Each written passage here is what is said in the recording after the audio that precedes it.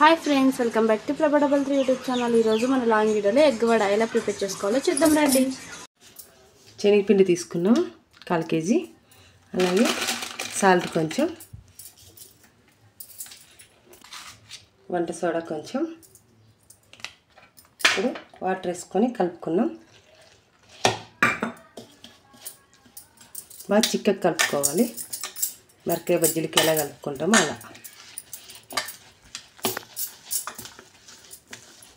ఇలా కలుపుకోవాలి।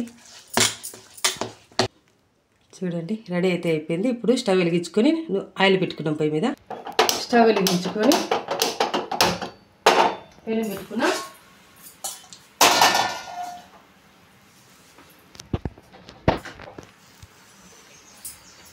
పెనం హీట్ అయినాక ఆయిల్ వేసుకున్నాం మనకు తగినంత। కోడిగుడ్లు 4 తీసుకున్నాను, ఉడకబెట్టుకొని ఇలా తుప్పు తీసుకొని పెట్టుకోవాలి। చూడండి కోడిగుడ్డు ఉడకబెట్టినది ఇలా వేసుకొని శనగపిండిలో ఇలా అద్దుకొని ఇలా వేయాలండి। అన్నీ ఇలాగే వేసుకోవాలి। అలా నా కొడుకు చాలా ఇష్టం ఇవి, వాని కోసమే ఇప్పుడు ఇవి కానీ చేస్తాను। ఏదో ఒకటి చేయాలి కదా పిల్లలు ఇంటితానంటే, అలా వేయడం ట్యాప్ ఉంటే అలా వేసి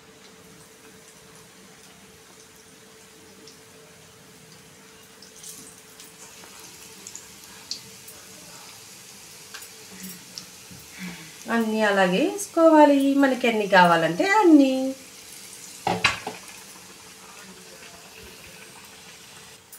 చూడండి ఫ్రెండ్స్, ఇలా ఇది వేసుకున్న కొంచెం దూరం ఉండండి, ఎగురుతుంది।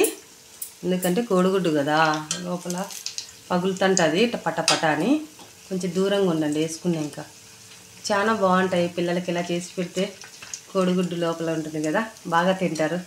మళ్ళీ అవి వేసుకున్నాక ఇలా చాకుతో కోసుకొని మిరియాల పొడి వేసుకొని తింటే చాలా సూపర్గా ఉంటుంది ఫ్రెండ్స్, ట్రై చేయండి ఇలాగా, చాలా బాగుంటాయి। చూడండి ఎగురుతుంది, అందుకని కొంచెం దూరం ఉండండి వేసినాక, దగ్గర నుండి కలిపెట్టద్దండి, ఓకేనా। ఇప్పుడు పిల్లలకి అందరికీ సమ్మర్ హాలిడేస్ కదండి, ఇలా ట్రై చేయండి, హెల్తీ ఫుడ్ పిల్లలు ఇష్టంగా తింటారు, ఓకేనా। ఇప్పుడైతే ఎగిపోయినాయి తీసుకున్నాం, చూడండి ఎలా ఉన్నాయి కోడిగుడ్డు వడలు, ఎగ్గు వడలు। ఇలా పేపర్ లెక్క తీసుకోండి, ఆయిల్ అంతా నిమిరిపోతుంది। ఏ వంటలు చేసినా అలా బజ్జీలు కానీ ఏవి చేసినా మనం కింద పేపర్ వేసుకోవాలి। మేము ఇంట్లో 4 మెంబర్స్ ఉన్నాం కాబట్టి ఒక్కొక్కరికి ఒక్కొక్కటి, ఓకేనా। మీరు ఇలా ఒకసారి ట్రై చేయండి ఫ్రెండ్స్, ట్రై చేసి పిల్లలకు పెట్టండి, ఓకేనా। Thank you for watching, please like and subscribe, bye.